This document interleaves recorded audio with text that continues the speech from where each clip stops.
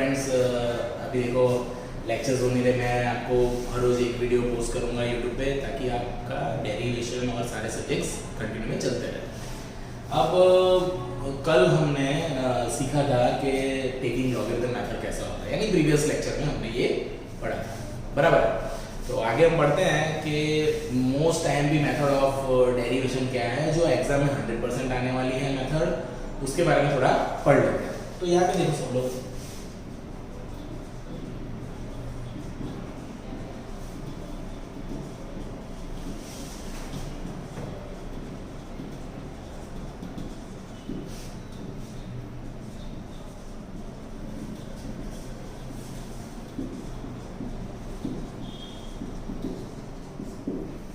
Okay. सो topic का नाम है आज के फर्स्ट प्रिंसिपल ऑफ डेरिवेशन, और you can say that the definition of derivation. यानी कि डेरिवेशन जैसे हमको पता है कि साइन एक्स का डेरिवेशन कॉस एक्स है, बट वो कैसे है, उसका लिमिट का एक डेफिनेशन है जिसको यूज करके वो डेरिवेशन हम प्रूव करते हैं। तो हम लोग आज सीखेंगे कि फर्स्ट प्रिंसिपल किस तरह से अप्लाई करना है, और आप लोग ये बांध के रखो कि ये एग्जाम में आपको 4 मार्क्स में आने वाला है, okay. For the diploma students of second semester, okay. So what we are going to do is, हम लोग इसको डिटेल में पढ़ते हैं। पहले मैं लिख लेता हूँ कि व्हाट इज फर्स्ट प्रिंसिपल। तो let us assume that any function f of x is given, then we can denote f dash x as a derivative. And derivative of f of x is f dash x, let us say. Now what is the rule? What is the rule for finding f dash x using first principle is limit h tends to 0 f of x plus h minus f of x upon h. Now this whole thing, this is called as a first principle of derivation. तो इसको कैसे apply करना है, क्या method है जिससे इसका answer सारे डेरिवेशंस के रूल्स जो है हमारा वो किस तरह से डिराइव होते हैं, वो हम देखते हैं। तो हम लोग करेंगे 2-4 सम जिससे हमारी आइडिया क्लियर हो जाए। तो आई होप आपको ये पता चल गया होगा कि f dash x का डेफिनेशन ये है, ये आपको ऑलवेज याद रखना है। Now what we are going to do is, how the question is that in your exam. तो एग्जाम में हमको ऐसा लिख के देंगे, find the derivation of root x using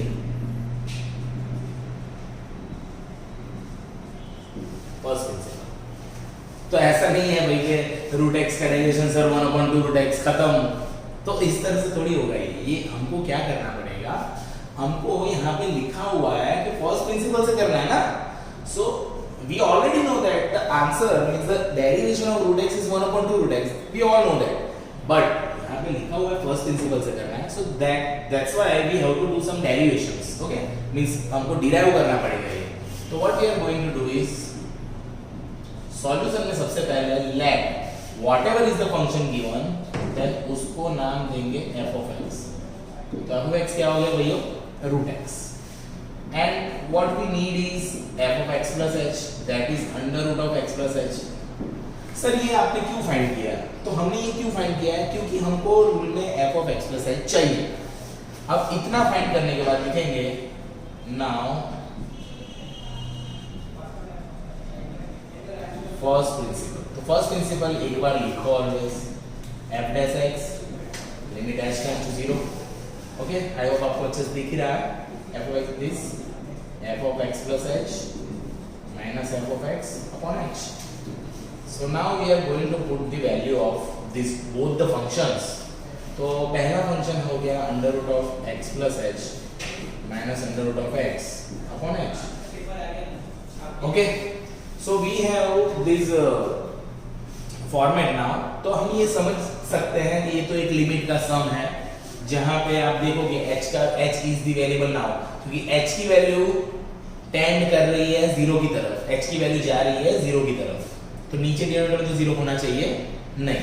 so what we are going to do is हम limit का सम समझ के इसको सॉल्व करेंगे। So when under root terms are there, जब अंडर रूट वाले टर्म होते हैं तो हम क्या करते हैं, इसको करते हैं हम लोग कॉन्जुगेट सर्ट्स। ओके, सर्ट्स यानी कॉन्जुगेट कर लेंगे हम लोग। Due to that what happen, due to that उसकी वजह से we all know that a minus b, a plus b, that is a square minus b square. Okay, and this h multiply by this, but we cannot do any procedure or any simplification further, so we are just putting both the terms in a multiplication. So it is like this. So I hope आपको ये समझ में आ गया होगा why is that, because a minus b, a plus b, a square minus b square. Very easy rule of the maths. Now due to this, under root and square get cancelled, so the term what we get is this, and h and this term remains as it is. Okay, now x get cancelled. Now the next step is, यहाँ पे h आ जाएगा here. It is root x, it is root x. So what happen now? h get cancel. हमारा M यही था कि इस h को निकालना। क्यों? क्योंकि यही तो वो टर्म है जो डिनोमिनेटर को जीरो बना रहा है, और मैथ्स में कभी डिनोमिनेटर जीरो होता नहीं, उसको निकालना ही हमारा मेन एम था। नाउ द रिमेनिंग टर्म्स जो भी बचा है, ऊपर तो कुछ नहीं बचा तो 1, नीचे ये बच गया, h की वैल्यू 0 रख दो। तो जब h की वैल्यू हम 0 रखेंगे तो it will become this, so it is 1 by 2 root x. So the derivation of root x using first principle, we can easily understand this कि आपको कुछ करना नहीं है भाइयों, आपको सिर्फ एक अच्छा सा अपने पास रूल है, उस रूल में वैल्यू डाल देंगे। जैसा ही उसमें वैल्यू डालेंगे तो हम ये समझ लेंगे कि ये लिमिट का कोई अच्छा वाला सम है। अंडर रूट वाली मेथड तो अंडर रूट वाली मेथड, ट्रिग्नोमेट्री टर्म है तो ट्रिग्नोमेट्री टर्म। ना अभी हम लोग देखते हैं थोड़ी देर में कि sin x का tan x का फर्स्ट प्रिंसिपल से किस तरह से होता है, वो भी हम देखते हैं, अभी थोड़ी देर में देखेंगे हम लोग। तो आई होप ये अंडरस्टूड हो गया होगा आपको, बराबर है? ओके, तो फ्रेंड अभी हमने देखा कि रूट x का डेरिवेशन किस तरह से होता है यूजिंग फर्स्ट प्रिंसिपल। तो मेरा फर्ज होता है कि आपको एक बहुत सा सिखाऊं जिससे आपको ये आइडिया परफेक्ट आ जाए कि किस तरह से फर्स्ट प्रिंसिपल वर्क करता है for the trigonometric terms also. तो मैंने आपको एक चीज पहले ही बता दी है कि आपको जो भी फंक्शन देना उसको आप f of x ले लो। तो अगर मुझे इसको फर्स्ट प्रिंसिपल से सॉल्व करना है, then what I have to do is let f of x is sin x. See, presentation is everything, तो presentation तो अच्छा ही करना पड़ेगा। f of x plus h, तो sin x plus h। Why? Because ये x sin के साथ है, तो x plus h फंक्शन का बेसिक रूल होता है, whatever the change in left hand side, that exact change should be in the right hand side। बहुत से महारथी लोग होते हैं ना, महारथी लोग कैसा करते हैं, वो ऐसा लिख देते हैं खत्म सम, यू विल मींस 0, अच्छे से आपको सर मार्क दे देंगे 0 वाले, and you can enjoy that mark. Okay, so आपको ये समझ के रखना है कि फंक्शन कैसे होता है, यानी आप ये डेरिवेशन का फर्स्ट प्रिंसिपल पढ़ रहे हो तो इट्स योर ड्यूटी कि आपको लिमिट और फंक्शन अच्छे से पता होना चाहिए। आई एम एज्यूमिंग दैट कि आपको ये पता है। Okay, so this is our f of x and this is f of x plus h. Now what we are going to do is हम लोग लिखेंगे फर्स्ट प्रिंसिपल, है ना, फर्स्ट प्रिंसिपल। तो फर्स्ट प्रिंसिपल जो है वो एक बार लिखेंगे f dash x limit h tends to 0 f of x plus h minus h। Okay, तो आपको ये समझ में आया होगा कि हम क्या पढ़ रहे हैं, derivation of sin x using first principle. तो f of x लिखा है, f of x plus h लिखा, फर्स्ट प्रिंसिपल, यहाँ तक का तो पैटर्न रहेगा, आपको सेम लिख देना है।